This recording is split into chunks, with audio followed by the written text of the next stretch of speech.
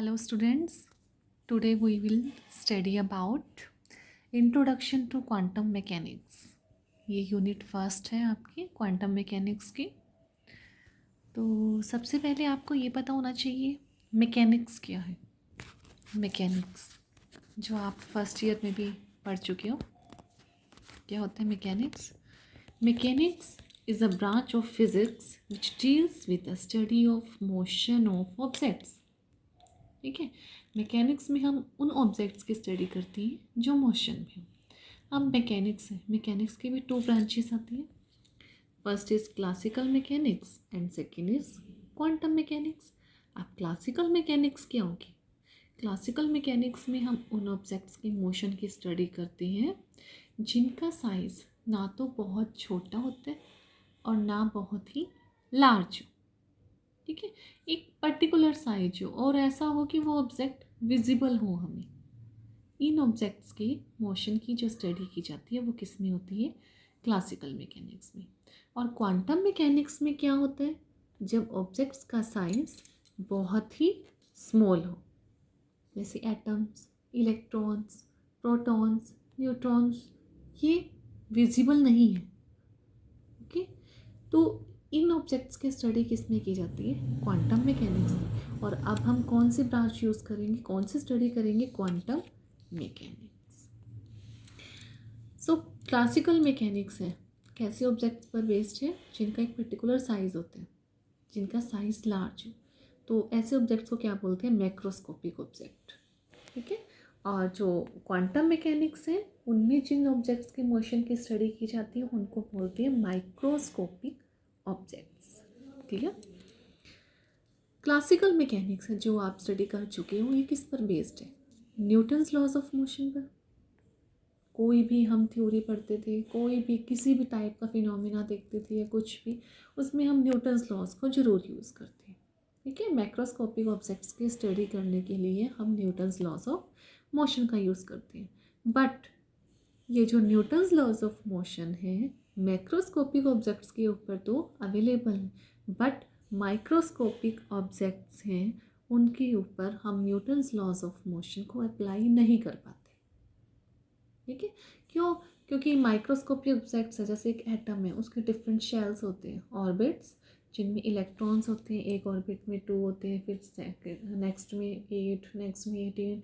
तो एक पर्टिकुलर इनका ऑर्बिट होता है और उस ऑर्बिट में इनकी एक पर्टिकुलर एनर्जी होती है, मोमेंटम होती है। तो वो मोमेंटम क्या होता है? उनकी डिस्क्रीट वैल्यूज़ होती है, मीन्स एक कॉन्स्टेंट वैल्यूज़ होती हैं, वो वैल्यूज़ चेंज नहीं होती रहती। तो इसलिए हम न्यूटन्स लॉज को अप्लाई यहाँ पर नहीं कर पाते कि मोमेंटम फाइंड करना है, एनर्जी फाइंड करना है, वो चेंज नहीं हो रही है किसी भी ऑब्जेक्ट की, क्योंकि एक पर्टिकुलर ऑर्बिट में क्या है? एक पर्टिकुलर वैल्यूज़ है। तो ये थी क्लासिकल मैकेनिक्स की फेलियर। अब हम देखेंगे क्लासिकल मैकेनिक्स है जो वो फेल क्यों हो गई माइक्रोस्कोपिक ऑब्जेक्ट्स के ऊपर। फर्स्ट तो मैंने आपको यही बता दिया कि न्यूटन्स लॉज ऑफ मोशन है वो अप्लाई नहीं कर पाते। दूसरा हमारे पास आ जाता है कि स्टेबिलिटी ऑफ एटम। एटम की अगर स्टेबिलिटी डिफाइन करनी है तो क्लासिकल मैकेनिक्स की जो भी एजम्पशंस हैं वो फेल हो जाती है एक एटम को स्टेबल प्रूव करने के लिए। उसके बाद आ जाता है line spectrum of hydrogen atom, कि हाइड्रोजन एटम का जो लाइन स्पेक्ट्रम था वो भी क्लियरली शो नहीं हुआ था with the help of classical mechanics. So failures of classical mechanics क्या क्या है? फर्स्ट तो यही बताया था मैंने यहाँ पे आपको कि जो न्यूटन्स लॉज ऑफ मोशन है वो अप्लाई नहीं कर सकते हम किन पार्टिकल्स के ऊपर? माइक्रोस्कोपिक पार्टिकल्स के ऊपर हम न्यूटन्स लॉस ऑफ मोशन को अप्लाई नहीं कर सकते। और क्या है? On microscopic levels dynamical variables. Dynamical कौन कौन से होते हैं? जैसे मोमेंटम हो गया, एनर्जी होगी, do not change in continuous manner as these do in macroscopic. जैसे मैक्रोस्कोपिक ऑब्जेक्ट्स में क्या है? अगर किसी की पोजीशन चेंज हो रही है या कुछ हो रही है, उनका मोमेंटम चेंज हो रहा है। मोमेंटम क्या है? Mass into velocity. ठीक है, मास इनटू वेलोसिटी। वेलोसिटी क्या है? वो चेंज हो जाती है अगर कोई पार्टिकल मूव करता है, कोई भी ऑब्जेक्ट मूव कर रहा है, दैट मीन्स उसका मोमेंटम चेंज हो रहा है। राइट, मोमेंटम चेंज हो रहा है तो energy half M V square, velocity पर दोनों बेस्ड है। बट क्या है, वो सब कब तक अवेलेबल है, कब तक एप्लीकेबल है? सिर्फ जब मैक्रोस्कोपिक लेवल हो। बट जब माइक्रोस्कोपिक लेवल होगा उस केस में मोमेंटम एनर्जी इन सब की एक डिस्क्रीट वैल्यू हो जाती है, एक फिक्स वैल्यू, कांस्टेंट वैल्यू हो जाती है। जैसे क्या फिक्स होती है, like electrons in an atom. तो हम कह सकते हैं कि क्लासिकल मैकेनिक्स की जो एजम्पशंस थी वो हम क्वांटम मैकेनिक्स मीन्स माइक्रोस्कोपिक जो ऑब्जेक्ट्स हैं उनके ऊपर अप्लाई नहीं कर पाती। और भी इसके अलावा हमारे पास बहुत से ऐसे कंसेप्ट्स हैं। ठीक है, तो फर्स्ट हम स्टडी करेंगे स्टेबिलिटी ऑफ एटम।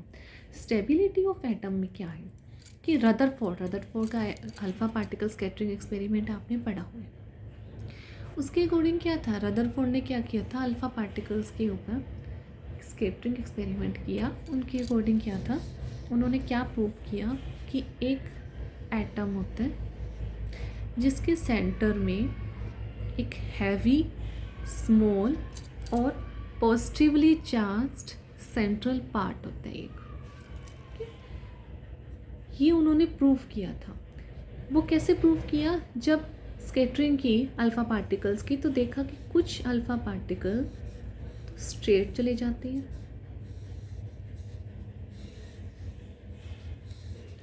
कुछ सेंटर तक आके डेविएट हो जाते हैं और कुछ बिल्कुल सेंटर तक आके क्या हो जाते हैं, अपने पाथ से रिवर्स हो जाते हैं। दैट मीन्स अल्फ़ा पार्टिकल्स क्या होते हैं, हीलियम एटम। ठीक है, जो हीलियम एटम वही अल्फ़ा पार्टिकल्स हैं, उनके ऊपर पॉजिटिव चार्ज होता है। इसका मतलब क्या है कि पॉजिटिवली चार्ज पार्टिकल्स जो आ रहे हैं वो एक पर्टिकुलर पोर्शन से स्ट्राइक करके रिवर्स हो रहे हैं। दैट मीन्स वहाँ पर भी क्या होगा, पॉजिटिव चार्ज होगा, तभी वो पार्टिकल्स क्या हो गए, रिवर्स हो गए, मीन्स रिपल्शन हो गई। तो ये किन्होंने बताया था, रदरफोर्ड ने बताया था कि कोई भी एक एटम है, atom consist of a small heavy positively charge central part which is surrounded by negatively charged light electrons, जिसके अराउंड क्या होते हैं, नेगेटिवली चार्ज्ड इलेक्ट्रॉन्स होते हैं, राइट। बट क्या हुआ, क्लासिकल अकॉर्डिंग टू आंशो, एक क्लासिकल मैकेनिक्स की स्टडी की थी, साइंटिस्ट है आंशो, उनके अकॉर्डिंग क्या था, क्लासिकल थ्योरी के अकॉर्डिंग कि एटम कब स्टेबल हो सकता है, ये एटम तभी स्टेबल हो सकता है जब ये इलेक्ट्रॉन्स जो इस सेंट्रल पार्ट के अराउंड में है, ये इलेक्ट्रॉन्स जब रिवॉल्व करे कंटिन्यू इस पॉजिटिवली चार्ज्ड न्यूक्लियस के अराउंड, अगर ये इलेक्ट्रॉन्स रिवॉल्व करे, ठीक है, रिवॉल्व करे, रिवॉल्व का मतलब क्या होगा, रिवॉल्व कर रहा है अगर कोई भी ऑब्जेक्ट या पार्टिकल, तो हर एक मोमेंट पर उसकी क्या वेलोसिटी चेंज होती है,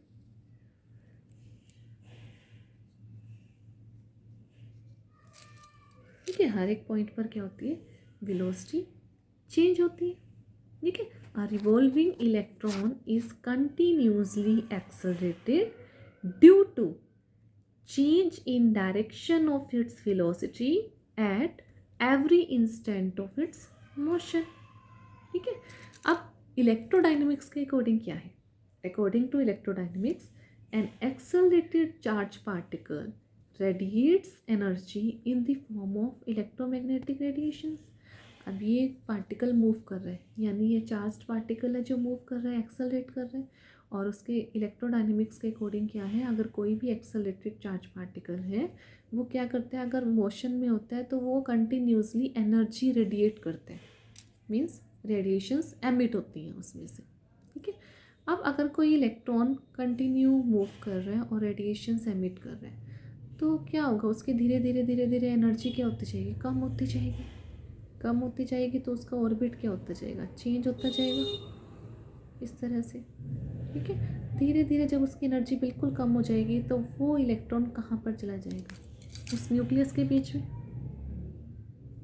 ठीक है, क्या बताया, इलेक्ट्रोडायनेमिक्स के अकॉर्डिंग क्या बताया, N accelerated charge particle radiates energy in the form of electromagnetic radiations, therefore the revolving electron must emit radiations, revolve करेगा तो इसका मतलब वहाँ से रेडिएशंस एमिट होंगी, and it's energy must decrease, तो धीरे धीरे उसकी एनर्जी क्या होती जाएगी, डिक्रीज होती जाएगी अगर कंटिन्यूसली रेडिएशन से एमिट कर रहे हैं, ठीक है।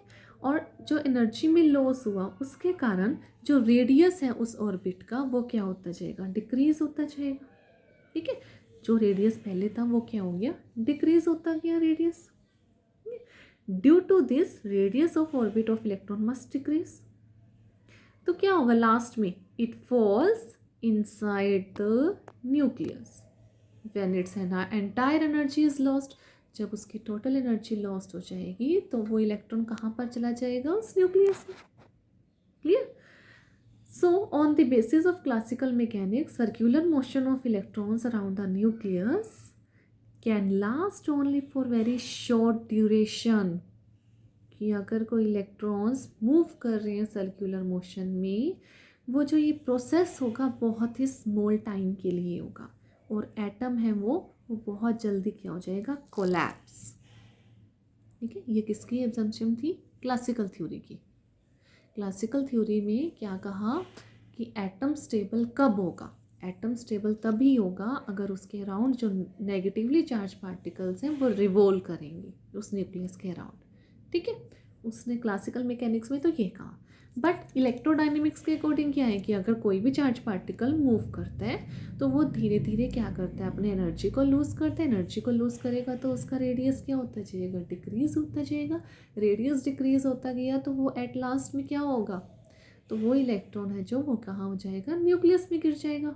तो इसका मतलब बहुत ही शॉर्ट ड्यूरेशन में ही वो एटम क्या हो गया, कोलैप्स हो गया।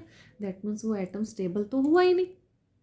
अगर वो एटम स्टेबल नहीं हुआ दैट मीन्स जो एजम्पशन दी थी क्लासिकल मैकेनिक्स ने, क्लासिकल थ्योरी ने, तो वो एजम्पशन क्या होगी, रॉन्ग प्रूफ हो गई, ठीक है। तो इसका मतलब हम क्या कह सकते हैं कि classical mechanics fails to explain the stability of atom. Clear.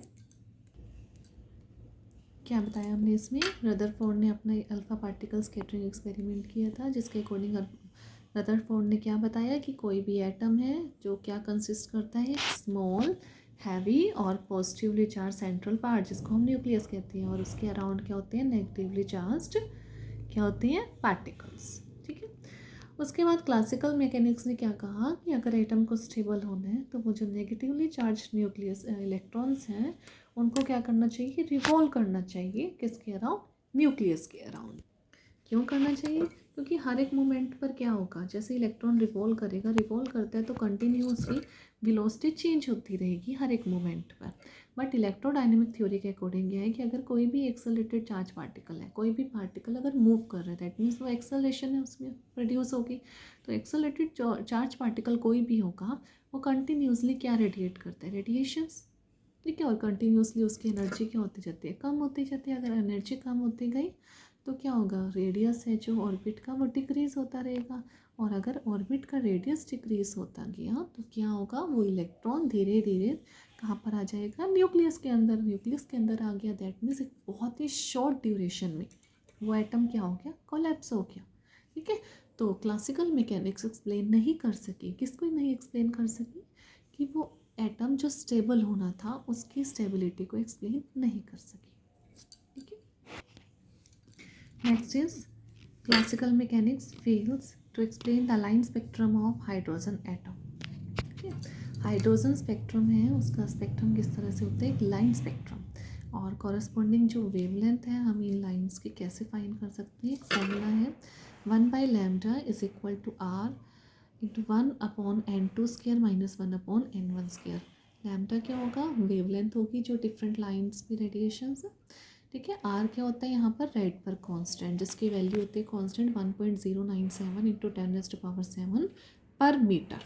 पर मीटर क्यों, बिकॉज ये दोनों इन्वर्सली प्रोपोर्शनल हो गए। लैम्डा क्या होता है, वेवलेंथ, वेवलेंथ क्या होता है, जैसे कोई भी वेव है, ठीक है, इनके जो एम्पलीट्यूड है, जैसे एक वेव की जो लेंथ होती है, ये डिस्टेंस, ठीक है, दो मैक्सिमम जो वेव्स हैं, क्रेस्ट बोलते हैं इनको, इनके बीच का जो डिस्टेंस होता है उसको बोलते हैं वेवलेंथ।